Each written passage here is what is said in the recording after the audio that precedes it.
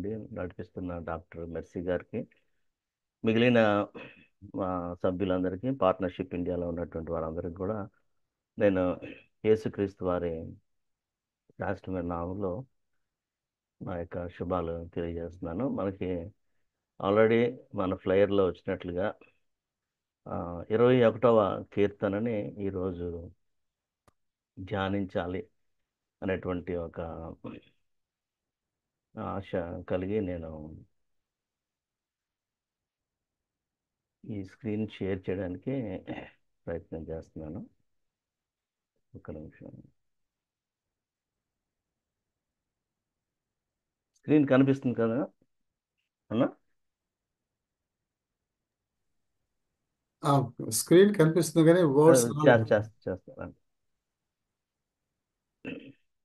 20వ కీర్తన కూడా కొంచెం దీనికి సందర్భంగా అర్థం చేసుకోవడానికి మనం చూడాలన్నమాట.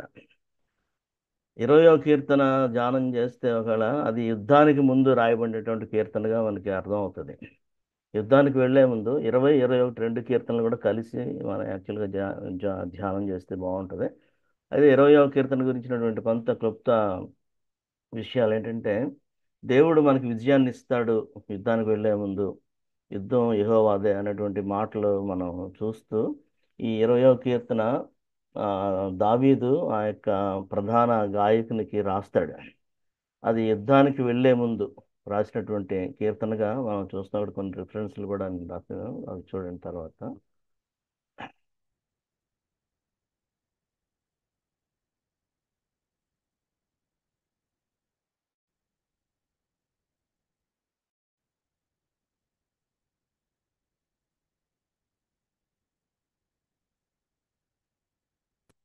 కొంత ప్రాబ్లం. ఓకే. తర్వాత 21వ కీర్తన ఏంటంటే, యుద్ధం తర్వాత దేవుడిచ్చిన విజయానికి, ఆ యొక్క ట్రయంఫ్, ఆ యొక్క విజయానికి, విజయోత్సవానికి కృతజ్ఞతగా 21వ కీర్తన రాయబడినట్టుగా మనం చూస్తాం. కాబట్టి 20వ కీర్తన ఏమో యుద్ధానికి ముందు, యుద్ధానికి వెళ్తూ ఒక ప్రేయర్ లాగా అక్కడ మనకి కనిపిస్తుంది 20వ కీర్తన. లాస్ట్ వచనం చూస్తే 20వ కీర్తన 9వ వచనంలో, యెహోవా రక్షించుము, మేము మొర్రపెట్టినప్పుడు రాజు మాకు ఉత్తరం ఇచ్చును కాక అనే క్లోజ్ చేసి ఆ యుద్ధానికి వెళ్తున్నప్పుడు ఆ కీర్తన రాసి 21వ కీర్తనలోకి వచ్చేసరికి ఆ, దేవుని యొక్క బలాన్ని బట్టి సంతోషించడం, రాజుగా దావీదు ఆ విజయాన్ని ఎలాగా దేవునికి కృతజ్ఞతగా మరల్చుకున్నాడు అనే విషయాలు మనకి 21వ కీర్తనలో మనకు కనిపిస్తాయి. అక్కడ మనం చూస్తే ఆ, ఈ choir లీడర్కి అందరూ కాంగ్రిగేషనల్గా పాడగలిగేటువంటి కీర్తనగా దావీదు కీర్తన రాయడం జరుగుతుంది. ఈ ప్రార్థనకు జవాబు దొరికిన సందర్భంలో ఎంతో ఆనందం పెళ్ళుపుకి చాలా స్తుతిగానాలతో ఈ కీర్తన అంతా కూడా మనకి కనిపిస్తుంది. ఆ విషయాల్ని ఒక పరిచయంగా మనం ఇక్కడ చూస్తున్నాం. బట్ మొట్టమొదట ఈ కీర్తన యొక్క కాంటెక్స్ట్ని మనం చూసాం. ప్రార్థనకి జవాబుగా దేవుడు ఇచ్చినటువంటి ఆ యొక్క సంతోషాన్ని, ఆనందాన్ని, ఆ విజయాన్ని జ్ఞాపకం చేసుకుంటూ ఎంతో కృతజ్ఞతతో ఈ యొక్క కీర్తనని రాజు యొక్క విజయాన్ని బట్టి రాసినట్టుగా మనం చూస్తామన్నమాట. ఇక్కడ దావీదు అతడు అతడు అనేటువంటి మాటలని 2వ వచనంలో వాడతాడు. అతడు, అతని అనేటువంటి మాటలు. ఇక్కడ అతని మనోభీష్టము నీవు సఫలం చేశావు, అతని పెదవుల్లో నుంచి వచ్చిన ప్రార్థన నీవు ఆలకిస్తున్నావు, ఆ, అతనిని ఎదుర్కొంటున్నావు, అతని తల మీద అతడు. ఈ మాటలన్నీ కూడా దావీదుకి అవి వర్తించబడినట్టుగా మనం చూడగలం, అర్థం చేసుకోగలం. దావీదు తన గురించి అతడు అని రాసుకుంటున్నాడు. ఎందుకంటే ఇది ఒక కొయర్ లీడర్కి అది ఇచ్చి, మరి కాంగ్రిగేషన్ అంతా కూడా ఈ పాటని దేవుణ్ణి ఆరాధించడానికి ఆ, దావీదు ప్రజలను ప్రోత్సహిస్తూ ఈ పాట అక్కడ ఉన్న వాళ్ళందరూ కూడా ఒక గ్రూప్గా పాడాలనేటువంటి ఉద్దేశంలో రాసినటువంటి కీర్తన. అక్కడ దావీదు తనను తాను ఆ రీతిగా సంబోధించుకుంటున్నట్లుగా 21వ కీర్తనలో మనం చూస్తున్నమాట. ఈ కీర్తన అవుట్లైన్ కానీ మనం చూస్తే ఇక్కడ మనకి ఆ, 3 విషయాలు కనిపిస్తాయి, అవి మనం చూస్తాం. యాక్చువల్గా కీర్తన దావీదు రాసిన కీర్తన దావీదు గురించిందే, కానీ దీన్ని మెస్సయా కీర్తన అని కూడా మనం చెప్తాం అన్నమాట. మెస్సయానిక్ సామ్. చాలా సామ్స్ యేసు ప్రభువుకి అవి ఉద్దేశించి యేసు ప్రభువుని రాబోయేటువంటి రాజుగా మెస్సయాగా వర్ణిస్తూ చాలా కీర్తనలు రాయబడినట్లుగా మనం చూస్తాం. ఈ కీర్తనలో కూడా యేసు ప్రభు యొక్క ఆ, ప్రవచనాలన్నీ కూడా మనకు కనిపిస్తాయి. అంటే ప్రతి కీర్తనలో కూడా క్రీస్తుని వెతకాలనేటువంటిది మనం గ్రహిస్తాం.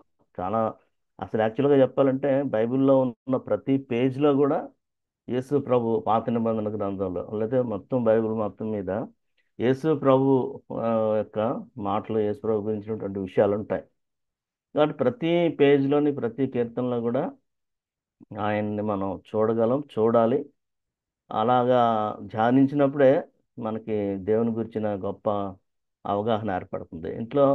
దీంట్లో ఏంటంటే రాజు అయిన యేసు ప్రభు ఒక ట్రయంఫెంట్ కింగ్గా మనకు కనిపిస్తాడు. ఒక యేసుక్రీస్తు జయశాలిగా, ఒక ఆనందభరితుడిగా, మహిమ పొందిన వాడుగా, కిరీటధారిగా, శాశ్వతుడిగా ఇక్కడ ఈ కీర్తనలో మనకి ప్రత్యక్షమవుతున్నట్లుగా ఈ కీర్తన అన్ని 13 వచనాలు చదువుతున్నప్పుడు మనకు అర్థమవుతుంది. మొదటి ఆరంభ వచనంలోని 13వ ముగింపు వచనంలో కూడా దేవుని బలాన్ని బట్టి అతను స్తుతిస్తున్నట్టుగా ఉంటుంది. ఒకటో వచనం చూస్తే యెహోవా రాజు నీ బలమును బట్టి సంతోషించుచున్నాడు అని అంటాడు. మళ్ళీ 13వ వచనం చివరిలోకి వచ్చేసరికి చివరి వచనంలో యెహోవా నీ బలమును బట్టి నిన్ను హెచ్చించుకొనము, మేము గానము చేయుచు నీ పరాక్రమమును కీర్తించెదము.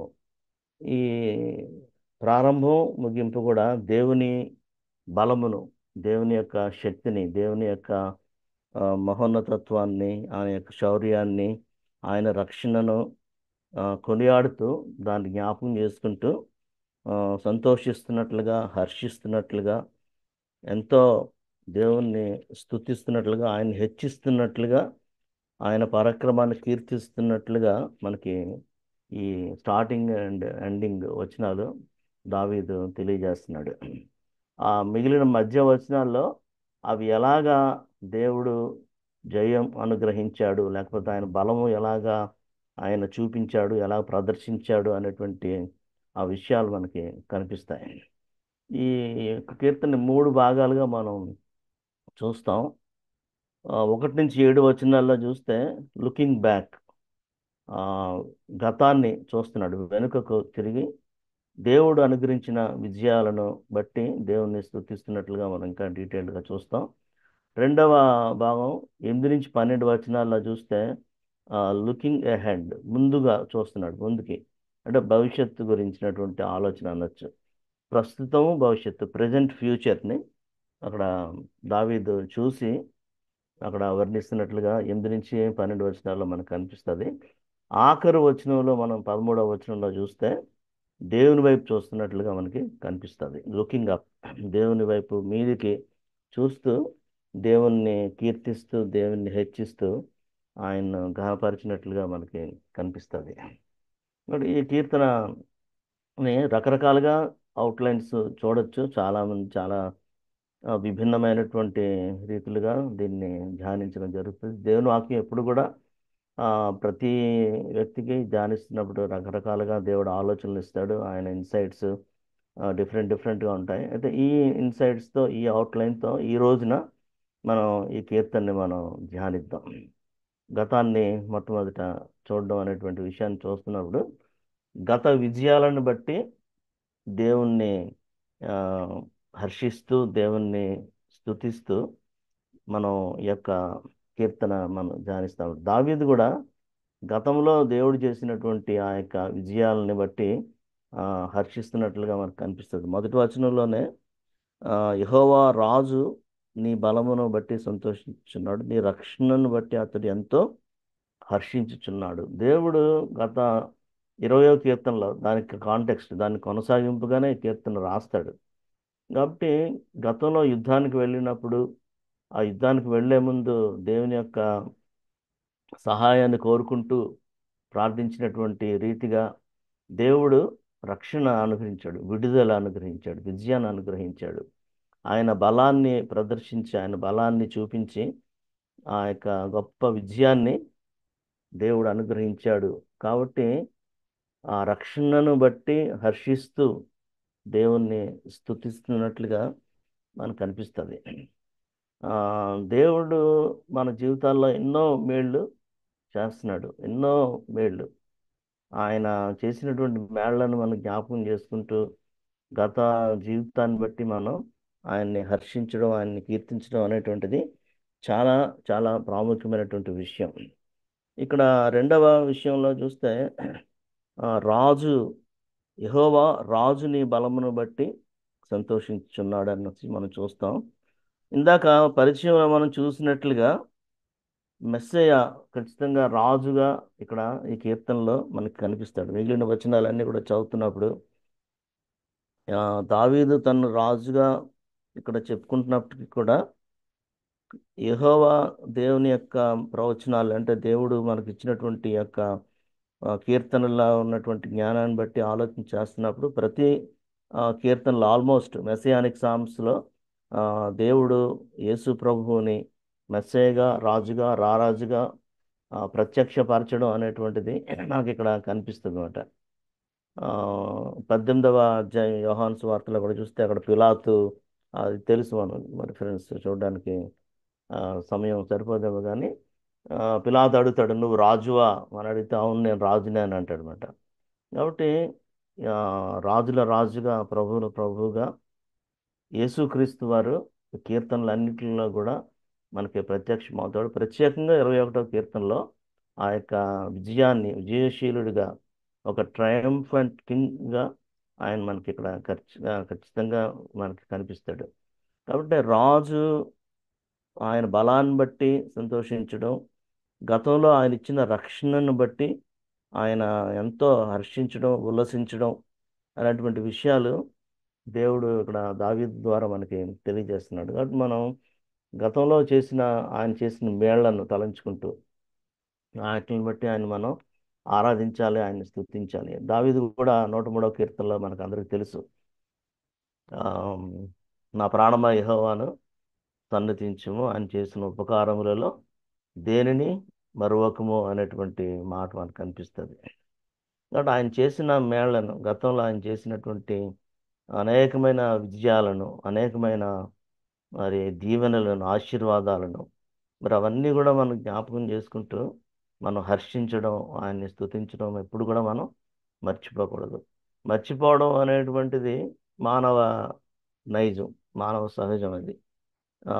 ఇంగ్లీష్లో ఒక saying ఉంటుంది, God gives and for gives but man gets and for gets.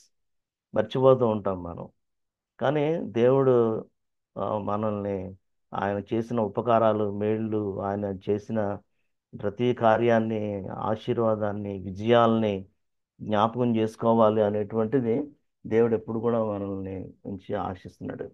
యాక్చువల్గా మనం మర్చిపోలేం. పౌలు కూడా ఫిలిప్పీ పత్రికలో రాస్తూ మనకు తెలుసు, వెనక ఉన్న వాటిని మరిచి, 3వ అధ్యాయంలో ఉంటుంది ఫిలిప్పీ పత్రిక 3వ అధ్యాయంలో, వెనక ఉన్న వాటిని మరిచి ముందున్న వాటి కొరకై వేగిరపడచ్చు అనేటువంటి మాట మనకి కనిపిస్తుంది. కానీ ఆ వెనక ఉన్నటువంటి అపజయాలని కానీ, లేకపోతే డిస్కరేజ్మెంట్స్ని కానీ, వీటిని, కొన్ని నెగిటివ్ థింగ్స్ని ఒకటి మనం మర్చిపోవాలి, వాటిని బట్టి కృంగిపోకూడదు. కానీ మనం ఖచ్చితంగా మర్చిపోలేం. పౌలు అక్కడ ఒకసారి మీరు చూడండి, ఫిలిప్పీ పత్రిక 3వ అధ్యాయంలో తీస్తే ఒకసారి మనకు తెలిసిన మాటే. ఫిలిప్పీలకు రాసిన పత్రిక 3వ అధ్యాయంలో 13వ వచనంలో రాస్తాడు, సహోదరులారా నేను ఇదివరకే పట్టుకొని ఉన్నానని తలచుకోవట్లేదు, అయితే ఒకటి చేస్తున్నాను, ఏంటంటే వెనక ఉన్న వాటిని మరిచి ముందున్న వాటి కోసం నేను వేగిర పడుతున్నాను అని చెప్తూ, అక్కడ ఫుట్ నోట్స్లో కానీ మనం చూసినట్లయితే వెనక ఉన్న వాటిని మరిచి అనేటువంటి దగ్గర లక్ష్య పెట్టక అనే మాట మనకు కనిపిస్తుంది అన్నమాట. సాధారణంగా మర్చిపోవడం అనేటువంటిది చాలా కష్టం. నెగిటివ్స్ అయినా పాజిటివ్స్ అయినా, కొన్నిసార్లు పాజిటివ్స్నే, విజయాలనే మనం మర్చిపోయి, చిన్న కష్టం రాగానే దేవుడిని మర్చిపోయి, దేవుడు ఇలాగే చేసేటి, గతంలో దేవుడు చేసిన గొప్ప విజయాలని ఒకసారి జ్ఞాపకం చేసుకుంటే వాటిని బట్టి మనం హర్షించి ఆయన్ని స్తుతిస్తే మనకి గొప్ప బలం వస్తుంది, ఆయన బలం మనం పొందుకుంటాం. కానీ వెనక ఉన్న వాటిని, ఆ అపజయాల్ని మనం చాలాసార్లు మర్చిపోయి కృంగిపోతూ ఉంటాం. ఎందుకు నాకు మళ్ళీ ఇలా జరిగింది, కానీ దావీదు ఇక్కడ ఆ, గత యుద్ధంలో దేవుడిచ్చిన విజయాన్ని బట్టి అతడు దాన్ని జ్ఞాపకం చేసుకుంటూ దేవుణ్ణి స్తుతిస్తున్నాడు, దేవుణ్ణి హర్షిస్తున్నాడు అనేటువంటి విషయాలను మనం జ్ఞాపకం చేసుకోవాలి. తర్వాత శ్రేయస్కరమైన ఆశీర్వాదాలతో అతన్ని ఎదుర్కొంటున్నావు. అతని తల మీద నువ్వు అపరంజి కిరీటం ఉంచావు. ఆ యుద్ధ సమయాల్లో ఆ యొక్క శత్రువుల్ని ఓడించినప్పుడు, చాలా గొప్ప విజయం వచ్చినప్పుడు, ఆ, చాలా సందర్భాలు, చాలా యుద్ధాలు ఇశ్రాయేలుల చరిత్ర చదువుతున్నప్పుడు అక్కడ ఎన్నో ఆశీర్వాదాలతో దేవుడు వాళ్ళని ఎదుర్కొంటాడు. ఎంతో దోపుడు సొమ్ము వాళ్ళు రెడీగా వాళ్ళకి ఉంటుంది. ఆ శత్రువులందరినీ, రాజులందరినీ కూడా చిత్తు చిత్తుగా ఓడించి ఆయన ఎంతో శ్రేయస్కరమైనటువంటి దీవెనలు, ఆశీర్వాదాలు మనకి ఇస్తాడు. 79వ కీర్తన 8వ చివరి మాటలో కూడా చూస్తే, నీ వాత్సల్యము త్వరగా మమ్మను ఎదుర్కొననిమ్ము అనేటువంటి మాటని ఇక్కడ ఆసాఫ్ రాస్తాడు. ఇక్కడ ఆయన వాత్సల్యము, ఆయన శ్రేయస్సు, ఆయన శ్రేయస్కరమైనటువంటి దీవెనలు, ఇవన్నీ కూడా ఆ యుద్ధ సమయాల్లో దేవుడు మనకి ఇచ్చిన విజయాలను బట్టి మనం ఆలోచన చేస్తున్నప్పుడు మనకి ఎంతో గొప్ప ఆశీర్వాదాలని దేవుడు మనకి ఇచ్చాడు. మన కోసం రెడీగా పెట్టి అవి మనల్ని వెల్కమ్ చేస్తున్నట్లుగా ఆ ఆ దీవెనలు, ఆ ఆశీర్వాదాలు ఉంటాయి అన్నమాట. మనం చాలాసార్లు కృంగిపోయి ఉంటాం. యుద్ధంలోకి వెళ్తున్నప్పుడు దేవుడు విజయం ఇస్తాడా ఇవ్వడా ఏంటి అలాగా అనుకున్న సమయాల్లో, యుద్ధం యెహోవాదే కాబట్టి ఆయన గొప్ప విజయాన్ని మనకు అనుగ్రహించి మనకి గొప్ప ఆశీర్వాదాలతో ఆయన మనల్ని ఎదుర్కొంటాడు అనేటువంటి మాటలు మనకి కనిపిస్తాయి. తర్వాత అపరంజి కిరీటంతో ఆయన మనకి ధరింపు చేస్తాడు. ఆ మాటలు కూడా మనకి మనం గమనించవచ్చు. అపరంజి కిరీటం అనేసరికి అదే బంగారు కిరీటాన్ని దేవుడు మనకి ఇక్కడ ఇస్తాడు. ఎందుకంటే యేసు ప్రభు గురించి కూడా మనం ఆలోచన చేస్తున్నప్పుడు ఆయన కూడా ఆ, ప్రకటన గ్రంథంలో కానీ లేకపోతే మిగిలిన చోట్ల ఆయనకి కిరీటం ఫైనల్గా ఆయనకి ఆ, ధరింపజేసినట్టుగా ఒక కరుణేషన్, ఆయన రారాజుగా ఆయన అభిషేకం చేయడం, అవన్నీ కూడా మనం చూస్తాం. అయితే అపరంజి కిరీటానికి ధరించడానికి ముందు యేసు ప్రభు వారు మెస్సయ్య క్రీస్తుగా యేసు ప్రభువుగా ఈ లోకానికి వచ్చి ఆయన ముందు ముళ్ళ కిరీటాన్ని ధరించాడు. ఆ విషయాన్ని మనం ఎప్పుడు కూడా మర్చిపోకూడదు. మనకి సువార్తలన్నింటిలో కూడా ఈ ముళ్ళ కిరీటం గురించి రాయబడుతుంది. హెబ్రీ పత్రిక 2వ అధ్యాయంలో చూస్తే అక్కడ 9వ వచనంలో మనం ఒకసారి అది తీసి చూద్దాం. హెబ్రీ రాసిన పత్రిక 2వ అధ్యాయం 9వ వచనంలో మరణము గురించి రాస్తూ, మరణం తర్వాత ఆయన మనకి ఇచ్చినటువంటి ఆ యేసు ప్రభుకి ఇచ్చినటువంటి ఆ గొప్ప విజయాన్ని గురించి చెప్తూ ఆ మాటలు రాస్తాడనమాట. దేవుని కృప వలన ఆయన ప్రతి మనుష్యుని కొరకు మరణము అనుభవించినట్లు దూతల కంటే కొంచెం తక్కువ వాడిగా చేయబడిన యేసు మరణము పొందినందున మహిమా ప్రభావములతో కిరీటము ధరించిన వానిగా ఆయన మనం చూస్తున్నాం. మహిమా ప్రభావాలతో కిరీటం ధరించిన వాడు. దానికి ముందు మరణం. మనకి ఒక ఇది ఉంటుంది తెలుసు ఇంగ్లీష్లో, there is no crown without cross. అది మనకు బాగా తెలుసు. బట్ రాజుగా ఇక్కడ దావీదు విజయం సాధించి ఆ యొక్క అపరంజి కిరీటం ధరించినప్పటికీ కూడా రారాజుగా మెస్సేయగా ఆయన ఈ లోకానికి వచ్చి ఆ యొక్క గొప్ప ప్రకటన గ్రంథంలో కూడా మాటలు ఉంటాయి.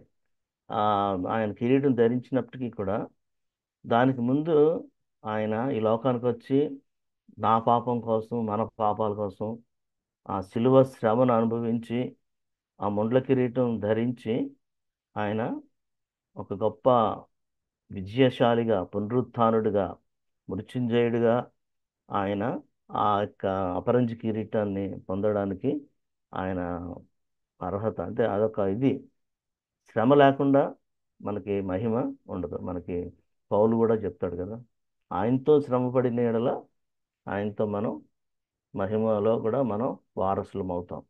కాబట్టి ఈ ప్రిన్సిపల్, ఈ యొక్క ఇది it's a time tested principal.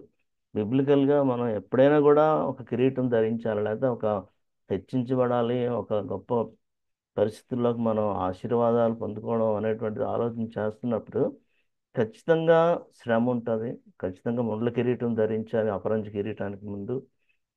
అవన్నీ కూడా ప్రభువు మన కోసం మాదిరిగా ఆయన ఈ లోకంలో ఉంచి ఆయన చేసి చూపించి వెళ్ళాడు. నేను గొప్ప వ్యక్తిని, గొప్ప భక్తుడిని, లేకపోతే గొప్పగా నేను దేవుని కోసం నమ్మకంగా జీవిస్తున్నాను, నాకు దేవుడు డైరెక్ట్గా అపరంజి కిరీటం పెట్టేయాలి అనేటువంటి ఆలోచనలు ఆ, కొన్నిసార్లు సాతానుడు మనకి కలిగిస్తాడు. నువ్వేంటి చాలా గ్రేట్, నువ్వు చాలా గొప్ప భక్తుడివి, భక్తురాలివి, చాలా బాగా నువ్వు చేస్తున్నావు, నీకు వెళ్ళగానే నీకు కిరీటం ఉంటుంది అంటే ఉంటుంది. దేవుడు ఇస్తాడు, మనకు బహుమతులు ఇస్తాడు. కానీ ఈ లోకంలో మాత్రం మనం ఖచ్చితంగా ముళ్ళ కిరీటాన్ని ధరించాలి, సిలువను భరించాలి, శ్రమలు అనుభవించాలి. దావీదు జీవితంలో కూడా మనం చూస్తే ఆ 20వ కీర్తనలో కూడా ఎన్నో శ్రమలు, ఎంతో యుద్ధాన్ని చేసుకుంటూ వచ్చి దేవుడు తర్వాత విజయం ఇచ్చిన తర్వాత ఆ విజయాన్ని బట్టి హర్షిస్తూ దేవుణ్ణి స్తుతిస్తున్నట్లుగా మనం చూస్తామట. అపరంజి కిరీటం అనేటువంటిది దేవుడు మనకి ఇస్తాడు ఖచ్చితంగా. ఆయన మనకి ధరింపు చేస్తాడు. అది దానికి ముందు ఈ యొక్క సత్యాన్ని మనం మర్చిపోకూడదు. అపరంజి కిరీటానికి ముందు ముళ్ళ కిరీటం ఉంటుంది అనేటువంటిది. తర్వాత దీర్ఘాయువుతోనే నిత్య ఆశీర్వాదంతో కూడా ఆయన మనల్ని ఆ, ఇక్కడ మనం చూస్తాం అన్నమాట. 6వ వచనంలో ఆ, నిత్య ఆశీర్వాద కారకుడుగా ఉండినట్లు నీవు అతన్ని నియమించావు. ఇంకా 4వ వచనంలో కూడా సదాకాలము నిలుచు దీర్ఘాయువు నీవు దయచేశావు. నిత్య ఆశీర్వాదం, సదాకాలం నిలిచేటువంటి దీర్ఘాయువు, ఆయుష్ని ఇమ్మని నేను అడిగితే నువ్వు అది ఇచ్చావు అనేటువంటి మాటల్ని దావీదు ఇక్కడ తెలియజేస్తున్నాడు. ఆ, ఇక్కడ ఒకవేళ అంటే దావీదు చనిపోయాడు, దావీదు సమాధి మన ముందు ఉంది. కానీ సదాకాలము నిలిచేటువంటి దీర్ఘాయువును, రక్షణ పొందిన తర్వాత శాశ్వతమైనటువంటి నిత్య జీవాన్ని ఆయన మనకి అనుగ్రహిస్తాడు. పాత నిబంధనలో అది మనకి డైరెక్ట్గా కనిపించకపోయినా యేసుప్రభు వచ్చిన తర్వాత అక్కడ పాత నిబంధనలో లేనటువంటి దాన్ని గురించి ఆ, కొత్త నిబంధనలో చాలా స్పష్టంగా ప్రతి ఒక్కళ్ళు కూడా చాలామంది, ఒక యవనస్తుడు వచ్చి నిత్య జీవానికి వారసుడు అవ్వాలంటే ఏం చేయాలి, మరొక శాస్త్రి వచ్చి నిత్య జీవం వారసుడు అవ్వాలంటే ఏం చేయాలి, ఇలాంటి మనకి ఈ శాశ్వత జీవము, నిత్య జీవము అనేటువంటి ఒక విషయాల్ని కొత్త నిబంధనలో మనం ప్రభువు ద్వారా, యేసు ప్రభు యొక్క శిలువ మరణం ద్వారా మనం దాన్ని పొందుకుంటున్నాం అనేటువంటి విషయాల్ని చాలా స్పష్టంగా మనకి అర్థమవుతుంది. ఇక్కడ దావీదు కూడా ఆ సదాకాలం నిలిచేటువంటి దీర్ఘాయువు నువ్వు దయచేసావు, నేను ఆయుష్ని అడిగితే నువ్వు నాకు నిత్యము ఉండేటువంటి, నిత్యము జీవించేటువంటి ఆ గొప్ప ఆశీర్వాదాన్ని నువ్వు నాకు ఇచ్చావని చెప్పి ఇక్కడ ఎంతో దేవుణ్ణి స్తుతిస్తున్నట్లుగా మనకు కనిపిస్తుంది. ఇక్కడ ఆ, ఇక్కడ కూడా 5వ వచనంలో గౌరవ ప్రభావాలు అతనికి ధరింపజేసావు అనేటువంటి మాట. కాబట్టి దేవుడు ఈ అపరంజి కిరీటం కానీ, లేకపోతే గౌరవ ప్రభావాలు కానీ, ఇవన్నీ కూడా ఆయన మనకి ధరింపజేసి మనల్ని నిత్యము ఆశీర్వదించడానికి, నిత్యము ఆయనతో ఉండడానికి, సదాకాలము నీతో నేను ఆ, అనే పాట కూడా మనం పాడుతుంటాం. కాబట్టి ఆ దీవెనలన్నీ కూడా దేవుడు మనకి ఇస్తాడు. నిత్యము ఆశీర్వాద కారకుడుగా ఉండేటట్లుగా దేవుడు మనల్ని నియమిస్తాడు. ఆయన పిల్లలంగా, ఆయన్ని నమ్ముకున్న వాళ్ళంగా, ఆయన మనకు రాజులుగా, యాజకులుగా మనల్ని ఆయన చేసుకున్నటువంటి ఆ యొక్క గొప్ప దీవెనను బట్టి నిత్యము మనం అనేక మందికి ఆశీర్వాద కారణంగా, దావీదు, అబ్రహాము వాళ్ళతో దేవుడు చేసిన వాగ్దానాలు, నిన్ను ఆశీర్వదిస్తాను, నిన్ను బట్టి అనేక జనాల్ని ఆశీర్వదిస్తాను, నిన్ను అనేక మందికి ఆశీర్వాద కారణంగా చేస్తాను అనేటువంటి ఆ గొప్ప ఆ, ఈ దేవుడిస్తాడు మనందరికీ కూడాను. ఆ శాశ్వతమైన నిబంధనని ఫైనల్గా అది మనకి యేసు ప్రభువులో నెరవేరినట్టుగా మనకి కనిపిస్తుంది. లూకాసు వార్త 1వ అధ్యాయం, అది మనకు బాగా తెలుసు. క్రిస్మస్ టైంలో ఆ వచనాలు బాగా చదువుతాం. మరియకు గాబ్రియేల్ దూత ప్రత్యక్షమై నీవు పరిశుద్ధాత్మ వలన గర్భం ధరిస్తావని చెప్తూ అక్కడ యేసు ప్రభు గురించినటువంటి ఆ గొప్ప వాగ్దానాన్ని ఆ మరియకు గాబ్రియేల్ దూత ద్వారా దేవుడు ఆ యొక్క శాశ్వతమైన నిబంధన గురించి మాట్లాడతాడు. ఒకసారి చూస్తే 1వ అధ్యాయం లూకా 1:30లో, 30 నుంచి అలా మనం చదువుతూ ఉంటే కిందకి అక్కడ ఉమ్, ఆయన గొప్పవాడే సర్వోన్నతుని కుమారుడు అనబడను. 32వ వచనం చదువుతున్నాను నేను. ప్రభు అయిన దేవుడు ఆయన తండ్రి అయిన దావీదు సింహాసనమును ఆయనకిచ్చును. ఆయన యాకోబు వంశస్థులను యుగయుగములు ఏలును. ఆయన రాజ్యం అంతము లేనిదే ఉంటుందని చెప్పాను అనే మాట మనకు కనిపిస్తుంది. కాబట్టి ఆయన యుగయుగములు ఆయన రాజుగా ఉంటాడు అనేటువంటి ఆయన సింహాసనము యుగయుగములో ఉంటుంది.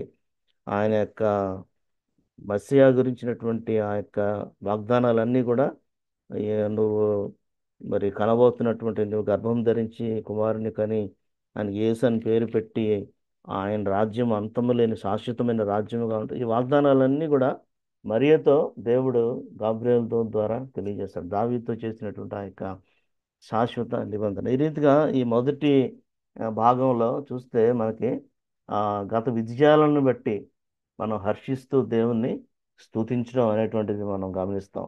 ఈ 7 వచనాల్లో కూడా బ్రాడ్గా 4 ఆశీర్వాదాలు ఇక్కడ మనకు కనిపిస్తాయి. దేవుని యొక్క బలము, దేవుని యొక్క రక్షణ, దేవుని యొక్క సంతృప్తి, ఆయన ఇచ్చేటువంటి ఆ యొక్క తృప్తి, తర్వాత కదలకుండా నిత్యము నిలిచేటువంటి ఆ యొక్క కృప, సర్వోన్నతుని కృప చేత అతడు కదలకుండా నిలుచును అనేటువంటి ఈ గొప్ప ఆశీర్వాదాలు దేవుడు మనకు ఈ మొదటి వచనాల్లో మనకు తెలియజేస్తున్నాడు. కాబట్టి ఈ 4 కూడా దేవుడు మనకి ఇచ్చిన ఆశీర్వాదాలను బట్టి మనం ఆయన ఎప్పుడు కూడా స్తుతించాలి. గతంలో దేవుడు చేసినటువంటి ఈ యొక్క విషయాలన్నిటిని బట్టి, ఆయన ఇచ్చిన రక్షణను బట్టి, ఆయన ఇచ్చిన సంతృప్తికరమైనటువంటి జీవితాన్ని బట్టి, ఆయన ఇచ్చినటువంటి స్థిరత్వాన్ని బట్టి అనేక ఒడిదుడుకులు, అనేక తుఫాన్లు, అనేక యుద్ధాలు, అనేకమైనటువంటి భయంకరమైన పరిస్థితులు, చాలా డిఫికల్ట్ సిచ్యువేషన్స్, డిప్రెసింగ్ సిచ్యువేషన్స్ గుండా వెళ్తున్నప్పుడు మనం కదలకుండా స్థిరముగా నిలబడగలిగేటువంటి ఆయన కృప మనకి ఎప్పుడు కూడా ఉంది.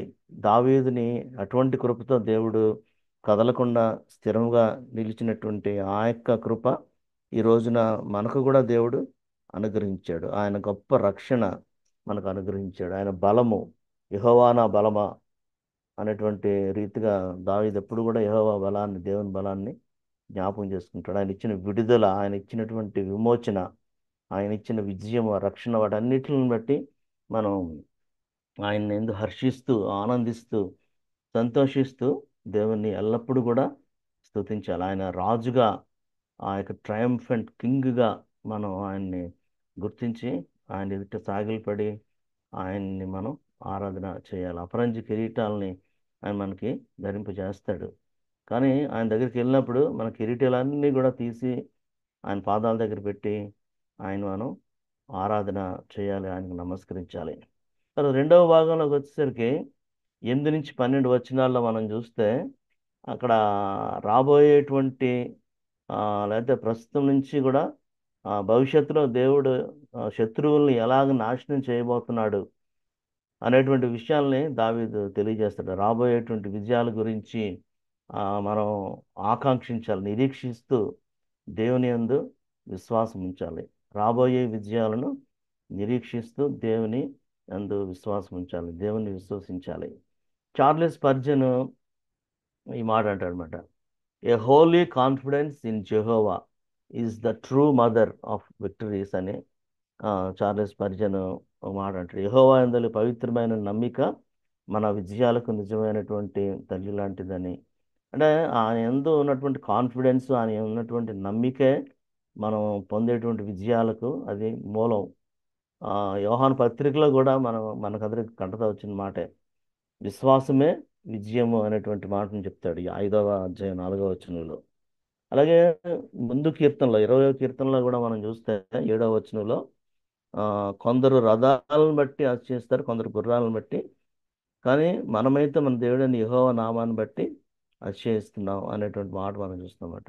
అక్కడ ఆయన యందు అతిశయించడం, ఆయన యందు నమ్మిక ఉంచడం, ఆయన యందు విశ్వాసం ఉంచడం అనేటువంటిది మనకు రాబోయేటువంటి జీవితంలో, గతంలో అదే మనం విశ్వాసాన్ని కనుపరిచాం, దేవుడు విజయం అనుగ్రహించాడు.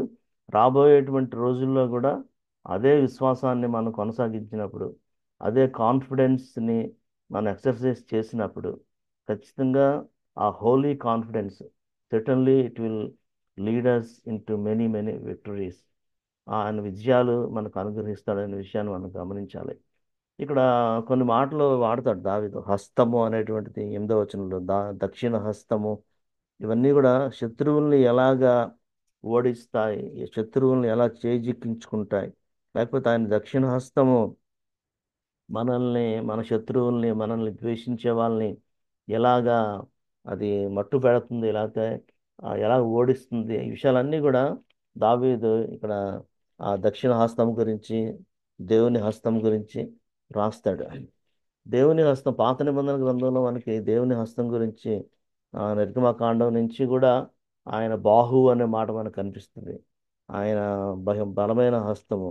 ఎజ్రా నెహెమ్యా గ్రంథాలు మనం చూస్తుంటే దేవుని యొక్క కరుణా హస్తము అనే మాట ఉంటుంది. కాబట్టి దేవుని యొక్క దక్షిణ హస్తము పాత నిబంధనలో అది ఖచ్చితంగా ఆ, కుడి చెయ్యి, ఆయన దక్షిణ హస్తము అది ఖచ్చితంగా యేసు ప్రభువుని సూచిస్తున్నట్లుగా మనం గమనించగలం. 89వ కీర్తనలో మనం చూస్తే అక్కడ ఒక ఇజ్రాహీయుడు అయినటువంటి ఏతాను రాసినటువంటి కీర్తనలో 13వ వచనంలో కూడా ఇక్కడ పరాక్రమము గల బాహువు నీకు కలదు, నీ హస్తము బలమైనది, నీ దక్షిణ హస్తము ఉన్నతమైనది అని చెప్పి అక్కడ చాలా దేవుని యొక్క బలాన్ని గురించి, దేవుని యొక్క హస్తాన్ని గురించి, దేవుని యొక్క బాహువు గురించి ఎంతో వర్ణిస్తున్నట్లుగా మనకు కనిపిస్తుంది అనమాట. ఇశ్రాయేలీల జీవిత చరిత్రలో వాళ్ళు అనేక మంది శత్రువులను ఎదుర్కొంటున్నప్పుడు, అనేక యుద్ధాలు చేస్తున్నప్పుడు ఆయన బాహువే, ఆయన దక్షిణ హస్తమే, ఆయన బలమైనటువంటి పరాక్రమమైనటువంటి దేవుడుగా వాళ్ళని ఓడించినట్లుగా, శత్రువుల విషయంలో వాళ్ళ యొక్క కోరికను నెరవేర్చినట్లుగా వాళ్ళని ఓడించి చాలా భయంకరంగా వాళ్ళని మట్టుబెట్టి చాలా ఆశ్రయదుర్గముగా ఉన్నటువంటి రీతిగా మనకు కనిపిస్తుంది.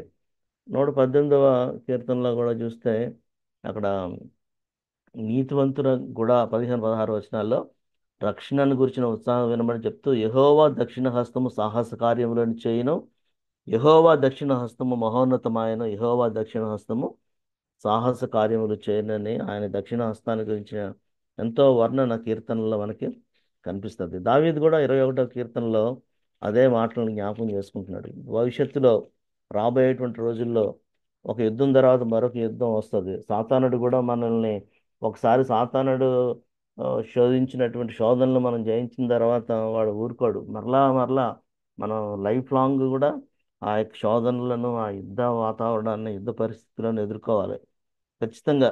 కానీ అటువంటి సమయాల్లో దేవుడు దావీదు అంటున్నాడు, నీ హస్తము శత్రువుల్ని చిక్కించుకుంటుంది, నీ దక్షిణ హస్తం నిన్ను ద్వేషించే వారిని అది నాశనం చేస్తుంది, వాళ్ళని చిక్కించుకుంటుంది అనే మాటల్ని తెలియజేస్తున్నాడు. కాబట్టి దేవుని యొక్క దక్షిణ హస్తం గురించినటువంటి నమ్మిక, ఆయన భవిష్యత్తులో మనకి ఇవ్వబోయే విజయాల గురించినటువంటి ఆ గొప్ప నిరీక్షణ మనం ఎప్పుడు కూడా కలిగి ఉండి ఆయన్ని యందు విశ్వాసాన్ని సడలకుండా కాపాడుకుంటూ ముందు కొనసాగాలి. తర్వాత అగ్నిగుండం అనేటువంటి మాటలు కూడా వాడతాడు. అగ్ని, నీవు ప్రత్యక్షమైనప్పుడు వాళ్ళు అగ్నిగుండం లాగా అవుతారు, నీ కోపం వలన యెహోవా వారిని నిర్మూలన చేస్తాడు, అగ్ని వారిని దహించును. అంటే ఈ భవిష్యత్తులో ఈ శత్రువుల్ని దేవుడు ఎలాగ నాశనం చేయబోతున్నాడు, అల్టిమేట్గా మనకు తెలుసు ఆ సాతాన్ని, వాని అనుచరులందరినీ కూడా ఆ నిత్యము మండుచున్నటువంటి ఆ యొక్క నరకము, అగ్నిగుండంలోకి అపవాదికి, వాడి అనుచరులకు దేవుడు సిద్ధం చేశాడు. కానీ ఇక్కడ ఈ లోకంలో మనం ఖచ్చితంగా ఈ పోరాటము అనేటువంటిది, ఈ యుద్ధము, శ్రమలు, హింసలు ఇవన్నీ కూడా అనుభవిస్తున్నప్పటికీ మనకు గొప్ప నిరీక్షణ ఉంది. ఇక్కడ కూడా దేవుడు జయమిస్తాడు. భవిష్యత్తులో అలాగా మనకు నిత్య జీవం ఉంటుంది. కానీ ఇక్కడ కూడా 1 బై 1 ఒకసారి మనం కొంచెం కృంగిపోవచ్చు, కొంచెం ఓడిపోయినట్టుగా అనిపించవచ్చు.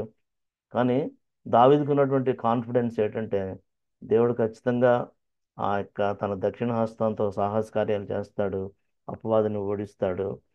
శత్రువు ఎన్ని దురుపాయాలు పన్నినా కూడా, ఎన్ని టాక్టిక్స్ వాడినా, ఎన్ని కుతంత్రాలు వేసినా, ఎంతగా మనల్ని కుయుక్తితో మనల్ని శోధించి అవ్వని ఎలాగైతే కుయుక్తితో పడగొట్టాడో, అలాగ మనల్ని దురుపాయాలు పన్ని ఎప్పుడు కూడా మనకి వ్యతిరేకంగా ఉన్నటువంటి పరిస్థితుల్ని సాతానుడు, శత్రువు ఎదురు చూస్తున్నప్పుడు విజయం ఎప్పుడు కూడా మనదే. దేవుందే, ఎల్లప్పుడూ విజయం దేవుందే. ఆ దేవుని బట్టి మనం దేవుని యందు ఉన్న విశ్వాసమే మనకు విజయంగా మనం ఆ కాన్ఫిడెన్స్ని కోల్పోకుండా మనం ముందుకు వెళ్తున్నప్పుడు ఖచ్చితంగా దేవుడు మనకి ఆ గొప్ప విజయాన్ని ఇస్తాడు. భవిష్యత్తులో కూడా సాతానుపై క్రీస్తు విజయం తథ్యం. సాతానుడిని సిలువలో ఓడించాడు. సిలువలో మరణమా నీ ముర్లెక్కడ, పాపమా నీ ముర్లెక్కడ, ఆ మా యొక్క సిలువలో మృత్యుంజయుడు అయిన తర్వాత సాతానును తన కాళ్ళ క్రింద శీఘ్రంగా తొక్కినటువంటి ఆ యొక్క విజయశీలుడైనటువంటి యేసు ప్రభు రాబోయేటువంటి రోజుల్లో మరలా ఆ యొక్క యుద్ధంలో ఆ యొక్క విజయం ఆయన ఖచ్చితంగా సాధిస్తాడు. ప్రకటన గ్రంథంలో మనకు ఆ విషయాలన్నీ కూడా మనకి ఉంటాయి. కాబట్టి ఈ రాబోయే విజయాల గురించినటువంటి ఆ యొక్క నిరీక్షణ ఎప్పుడు కూడా మనం కలిగి ఉండాలి. కృంగిపోవలసినటువంటి అవసరం లేదు. గతంలో దేవుడు విజయం ఇచ్చాడు. కానీ మానవ స్వభావం, మానవ నైజం ఏంటంటే ఒక విజయం ఇచ్చిన తర్వాత దేవుడు స్తుతిస్తాం, దేవుడిని కనపరుస్తాం. కానీ మరలా మనం ముందుకు వెళ్తున్నప్పుడు మరలా మరొక కష్టం, మరొక శత్రువు, మరొక ఎర్ర సముద్రం, మరి యొక్క గొల్యాతు ఎదురవగానే వెంటనే మళ్ళీ మనం కృంగిపోతాం, మర్చిపోతాం, చాలా భయపడిపోతాం. కానీ ఆ రాబోయేటువంటి ఆ యొక్క పరిస్థితుల్లో కూడా దేవుడు నాకు విజయం ఇస్తాడు అనేటువంటి గొప్ప నిరీక్షణ మనకు కలిగి ఉండాలి. దేవుని యందు విశ్వాసాన్ని, ఆ కాన్ఫిడెన్స్ని, ఆ ట్రస్ట్ని ఎప్పుడు కూడా మనం ఆ, కోల్పోకూడదు. మనకి ఆయన దక్షిణ హస్తము, ఆయన యొక్క బాహుబలము ఎప్పుడు కూడా మనకు తోడుగా ఉంటుంది అనేటువంటి ఆ యొక్క విషయాల్ని దావీదు ఇక్కడ జ్ఞాపం చేసుకుంటున్నాడు. వారు కీడు చేయాలని ఉద్దేశించారు, దురుపాయం పన్నారు, దాన్ని కొనసాగింపలేకపోయారు. ఇక్కడ అది సాతానుడు చాలా ట్రై చేస్తాడు, కానీ ఆ విజయాలు వాడు అనుకుంటాడు కానీ దాన్ని కంటిన్యూ చేయలేడనమాట. మనం కూడా ప్రజెంట్ మన భారతదేశంలో చూస్తుంటే ఎన్నో హింసలు, ఎన్నో శ్రమలు.